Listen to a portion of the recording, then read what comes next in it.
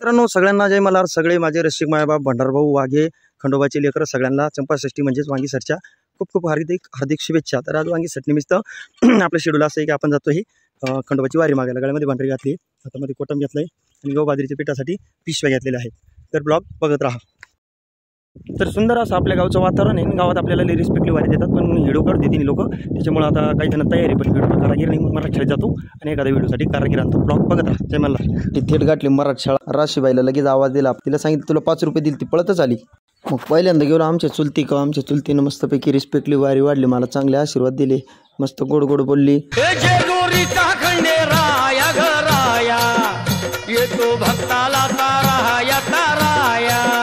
नंतर गेलो आमच्या कुसुम आत्या का मिस्त्री मामा बाहेर बसले होते, करोतीनं कापत होते. तिथं आमचे भगवान अण्णा पण काहीतरी सांगत होते. अण्णाला म्हणलं मागं पाहता, अण्णालाच भाव खात होते.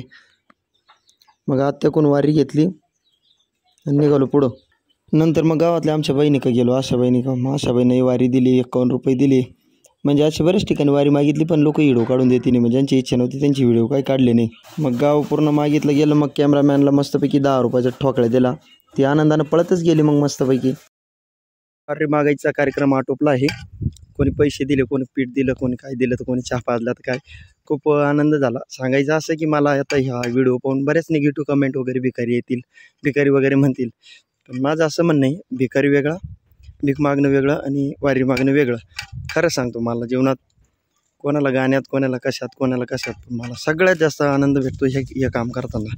खूप म्हणजे लयच आनंद होतो आणि मी स्वतःला भाग्यवान समजतो की हे काम माझ्या पदरात पडलं. तर ब्लॉग पूर्ण पाहिल्याबद्दल धन्यवाद.